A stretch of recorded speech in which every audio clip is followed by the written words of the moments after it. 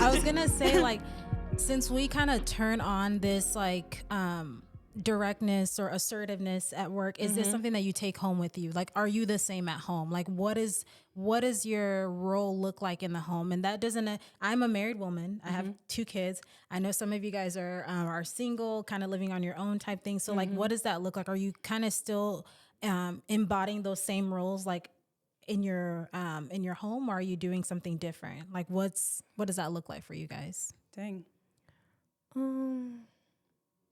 Well, I'm at home by myself, single. I'm chilling at the crib. I'm single, not ready to mingle. Oh, Not ready to mingle. there it is. But yeah. So for me, I would say, I guess I'm still learning myself and how I am outside of work. Because like in work, you're learning how to be the role for the job. Since I just started work, I'm still learning how to be that role. Like, well, talking to clients, I am a lot nicer than a lot of my other coworkers are, but that's just because of experience. They know what to say, what not to say, to not get docked. They learn the system. They know the system, and I'm still learning the system. Yeah. And so I think that when it comes to taking it home, like with my friend groups, my church friends and all of that, I feel like I'm learning how to still be, I would say, since I am a leader at my church, I guess I'm learning to be direct when it comes to like our group that we have.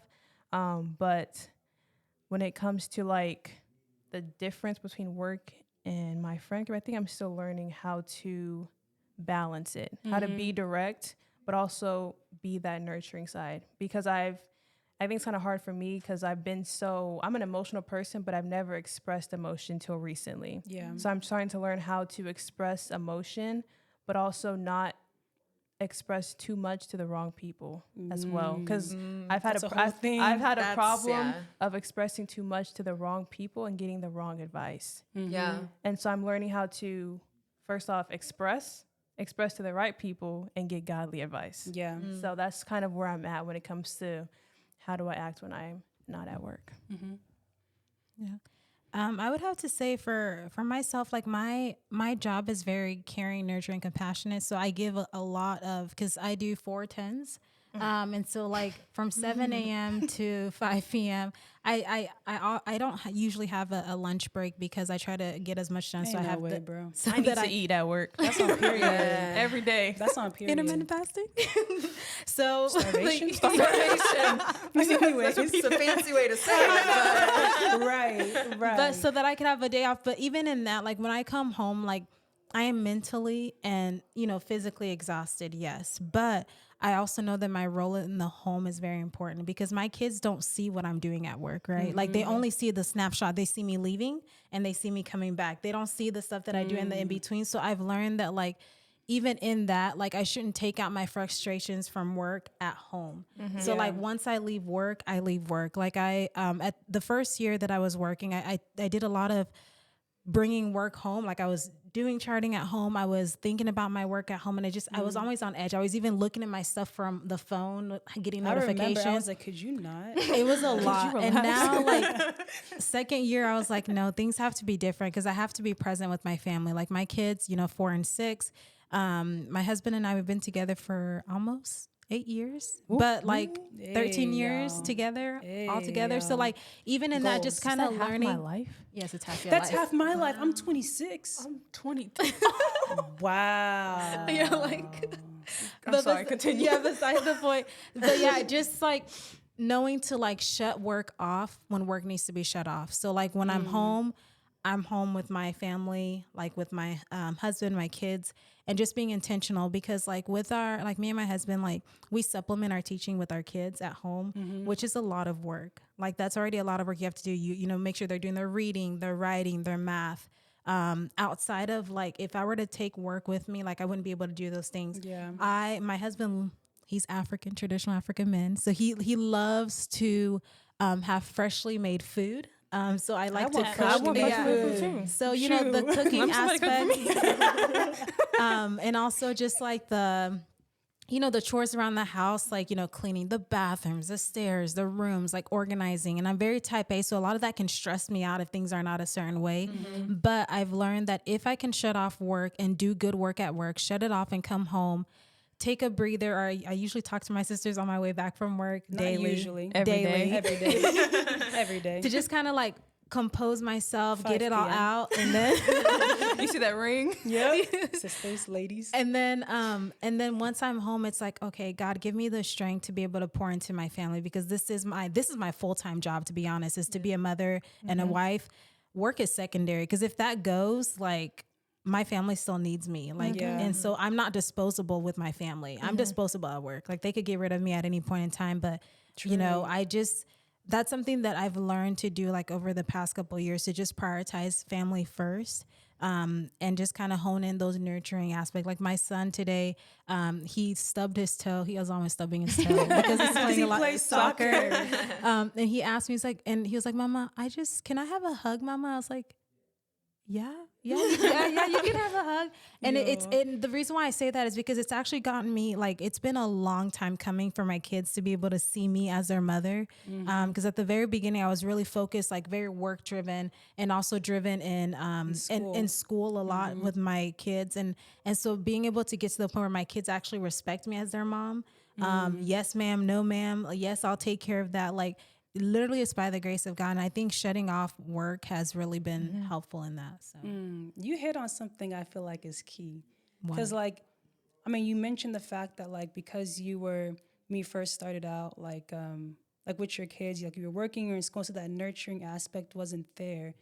Do you feel like, and maybe this isn't for your situation specifically, but, like, just in general and for everyone, like, I don't know, do you feel like the role of women, like, in their house, you don't have to be married, so, like, your house could be, like, you know, cousins, nieces, nephews, your kids, you know, just your community, your home. Like, if we're not the ones, like, nurturing, like, are we, like, if you're, like, driven at work and you're not, you know, catering to that nurturing, so, like, are we, like, missing out? Are we, like, going against the design? Like, are we, like, because, you know, you hear a lot of women, like, nowadays anyways, like, I'm gonna get that bag, you know, like, I'm gonna go be that boss, you know. And it's like, and then, you know, you hear comments on the opposite end of that, of like, well, that's not how we're like, we have this nurturing side, and, like, we're missing out, and, like, women won't be as fulfilled. Like, so I'm just wondering, like, y'all's perspective on, like, women being nurturing versus women, like, being driven in the workforce. Like, how, I don't know if you've thought about that, but I have. Like, how does that work for you personally? I've thought about it a lot. Of course. Just because, like, especially, like, I see it with the female attorneys that have been in the industry that they're in for 20, 30, 40 years even. And the way that I think you can, like, I would say that being feminine is being very nurturing and being very caring. And I actually have a harder time speaking with female attorneys that are older than I do with men, because I feel like that abrasiveness can become very jaded as you get older, because to me it is like going against your design, because you're not nurturing, and that's what I view as, like, feminine women energy, right? And so I see that word, to get where they have gotten to, they have to be very direct, and they have to be more abrasive, and, like, it makes sense for the role. But having one of my friends, because our company had layoffs, right? He was, I think he's in his 50s now, divorced, but has 2 kids. They're off to college, right? And even men or women, you see people being like, I want to get to here in my career, and I don't necessarily care about a family. Like, this is where I want to be financially first before I think about. And then I talked to him, and he's like, my kids are gone. The house is empty. Work filled up everything for me. Work was how I dealt with the divorce. Like, what do I do now? Kind of thing. And so I think work is good for, like, some personal fulfillment, to be like, yeah, I can do this. I have the ability to do this. But at the end of the day, to me, I'm like, a family is my goal. And, like, knowing I don't want to stay in sales for the rest of my life. Like, the up and down, I can't imagine having kids, and how you say, I want to come home and shut it off. I have people call me at 10 p.m. regularly to complain about their billing, their cycling. I don't ever want to deal with that when I have a family. Yeah. And so that's just something where I'm like, I think that wanting to stay feminine would be really hard for me to do if I stayed in the career that I was doing, and wanting to have a family would be really, really difficult. Yeah. Not y'all all looking at me. I think it's just, there has to be a balance. Like, I feel like those are like, people are in the extremes. Like, there's, like, the, I don't need no man, I'm independent. And then there's the, I need a man to help me with da da da da da. And I feel like there should be a balance in between. Like you can still, depending on your career path, you can still have that balance of being feminine but also being direct. And I just feel like a lot of women don't know how to find that balance. Yeah. I think that's the problem. A lot of women, they're either very direct or they're very feminine and very healthily or not healthy, depending on men. But I feel like if there is that balance that you can find, then you're able to nurture both sides at the same time. Yeah, and I also think like it should be clarified that like being direct is not A bad thing. unfeminine. Yeah. You know what I mean? Like, so I feel like I could hear like, well, what is being unfeminine? And for me, I feel like, again, this is just science. So if you want to knock me, knock the science. But like, since we generally have a natural desire to want to nurture, I think being unfeminine is trying to completely shut that out or not feeding that side. Because like, I don't know, probably ideal for many, you know, a lot of women, they want to, you know, eventually like stay at home, be a stay at home mom or wife or whatever the case is. Because that, you know, that really satisfies the nurturing side for them. I think that's ideal, but like, it's America. We ain't finna do that. Like, we got bills to pay, you know? That part. And you don't have a dual income household. In That's this what I'm saying. We got bills to pay. So like, I mean, I feel like since we do gotta work, you know, like, yeah, it's again like, yeah, I may be direct or whatever the case is, but like, and so maybe work is not where my like nurturing side gets Comes out, satisfied. yeah. It's not. Like, I enjoy my job a lot. Engineering's a lot of fun. Like, and I mean, I want to continue being an engineer, God willing, but like, that's not what satisfies that nurturing side. And I feel like it becomes unfeminine when we don't have something, some outlet, some community. Again, you don't have to be married or have Yeah. but like some way to get that satisfied, because like it's just in you, like whether you accept it or not, like it's just there. Similarly to how like I believe for men, according to the science, that they naturally have a desire, like they have that desire to want to protect, provide, like. And so if they have the desire to provide, maybe that's why work does satisfy it for them. Right. Because work can satisfy that drive to provide, because through work, you know, they're able to provide for whatever their community is. So I think it's just like, I feel like if we just like acknowledge, like we meaning just women in general, like acknowledge the fact, and like that doesn't take away from like women being ambitious or driven. Because I think people also say like, I mean, at least I've heard like, well, if I want to, you know, go be a CEO of a company, like that doesn't mean I'm unfeminine. Like, I'm not even saying that. Like, if that's your drive, Then do it. If you want to do that, all I know that's not my passion. That's how I feel. Yeah. That's not my call. That's not my, I'm not trying to be no CEO of a big corporation. Like, if I start my own business or something, maybe. But like, I think if we just like took a breath, you know, and just relaxed about this whole masculine, feminine, and I think if we just acknowledge the science that like, we have ambition and stuff, but we also have this natural desire to want to nurture and care, whatever that looks like. I think that like you were saying, like we would find that there'd be a healthier balance. Like it's just social. Like I know that work doesn't satisfy that for me, so I'm not gonna put all my energy into work. 'Cause I'm gonna be drained. Yeah. Because that doesn't like, it satisfies some parts of me, but I know there are other parts of me that are natural to me that I want to get satisfied elsewhere. And so for some people, they find the drive, the ambition that they also have, and nurturing in being a stay-at-home mom. That's beautiful. You know what I mean? It all gets satisfied in one thing. Like, again, to me, that's ideal. But like, if that's not the case, and like, where am I gonna find that, you know, nurture my niece and nephew who I love so much, like, because I'm not married right now, I don't have kids, like, so like I get to, you know, provide for them and like support them and whatever, like that's satisfying. Like being involved in my church where there is community and I get to like press into, or like almost like relax into my natural state of being, of just caring for people. Like I think, I don't know if he viewed it like that more and less about like just trying to obtain roles and like society trying to like bring down women. We're not trying to bring down women, guys. Relax. We're just trying to understand our natural state and just trying to find healthy balances is what I think the perspective should be. Well, and you have to know what you want, and then you have to be a personal advocate at the end of the day. Yeah. Like there are some women who they only want the career and they only want that promotion at the end of the day and to own their own company or do it. And if that's what you know that you want, like go out and do it and crush it. And then there are people who don't want that and they want the complete opposite. And they're like, I'd rather be stay at home. I'd rather be with your family. And I feel like I'm gonna be the one to say it. I feel like women shit on each other too much, like on both sides, where it's like, oh, because you want this and I want this, then you don't want to work, or all you Yeah. do is work. Yeah. And I can see other women, and it's like, why though? You know, like people can want different things, and like you can still know that what you want is going to be best for you and what they want is best for them. Yeah. No. You just that's have to advocate for yourself at that point.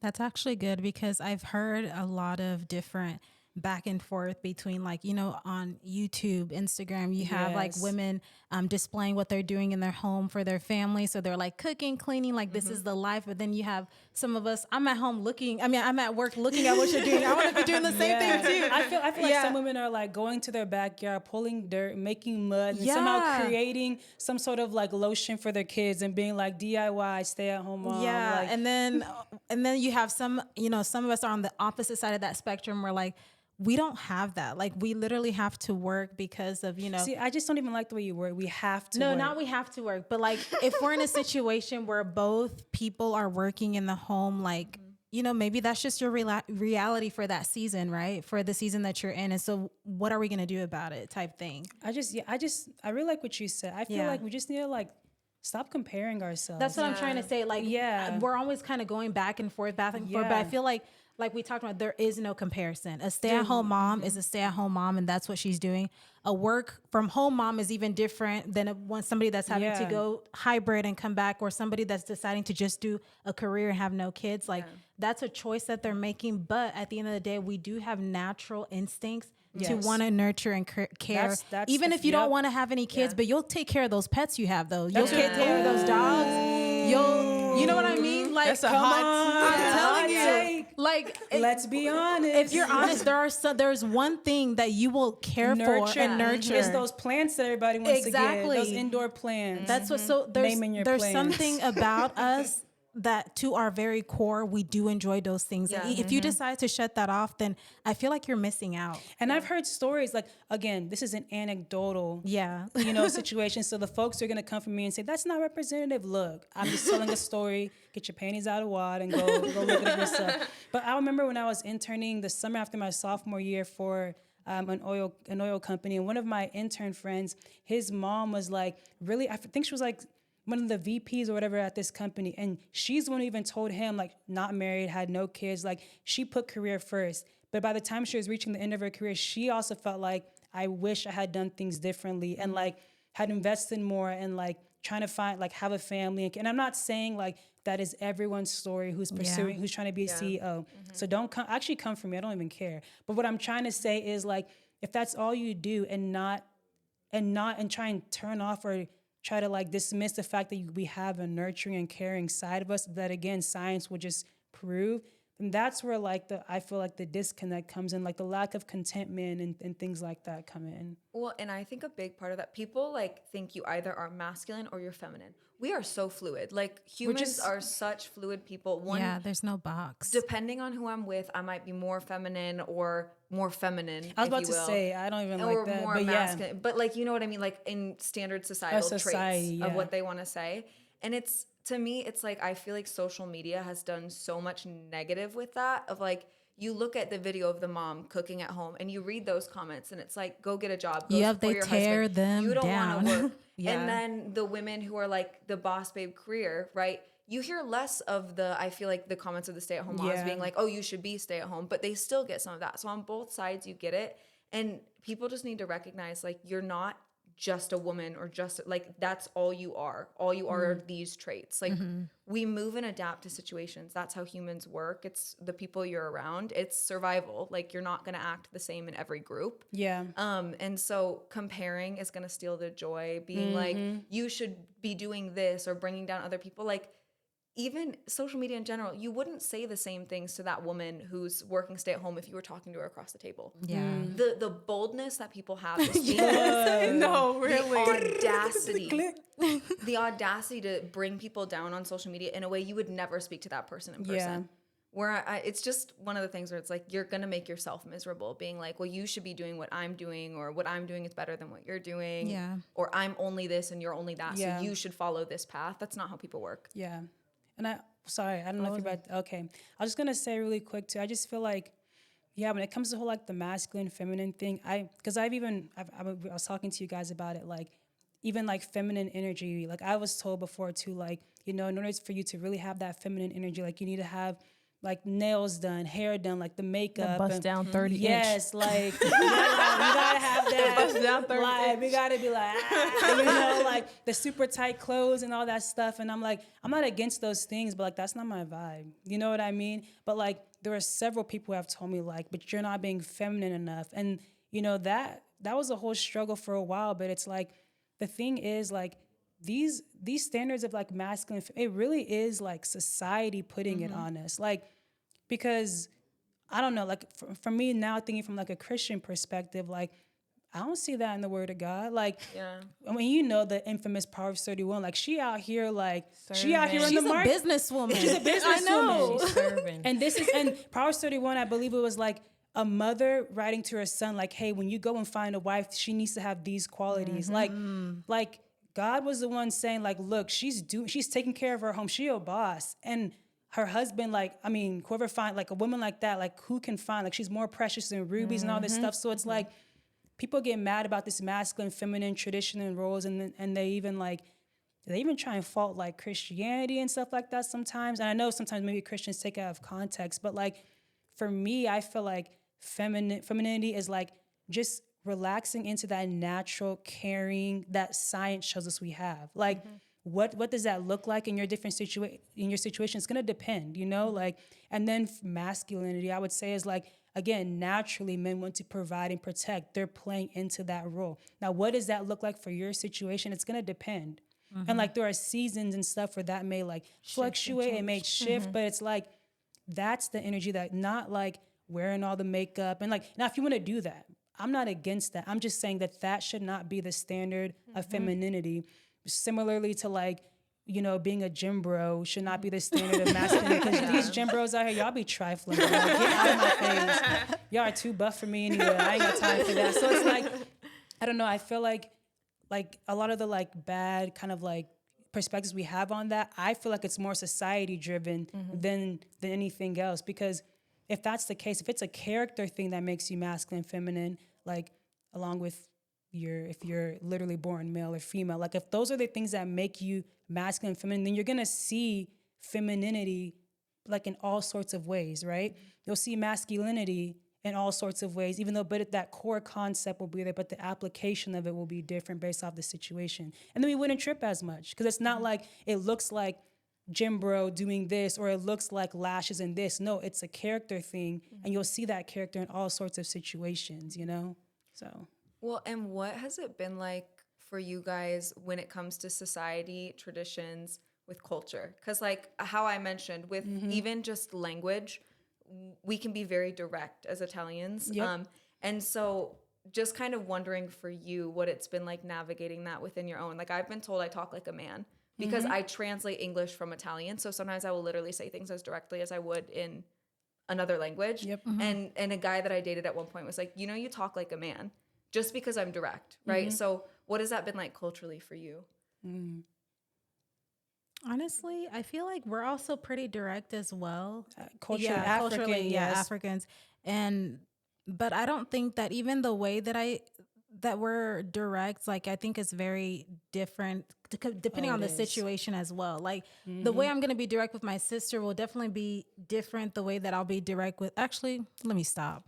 We're just direct in general. That's I what feel I'm like, saying. yeah. Because like I even like direct to the point where like if someone is like getting fat, we'll say like you're getting fat. I've been They've been flamed. That was culture shock for me. Or it's like, or there was at one point whenever I lost way too much weight in college because like I started college sports and stuff. And my mom looked at me and was like, "You're too skinny." Like, Yeah, even when I graduated college, they were like, "What happened? You look big." I you was look like, big. "You're right, I am big." But the thing is, like, it's not even like ill intent. It's literally like if like the way we see that these beads are black in our mind, it's like we are saying, "Oh, look, these beads are black."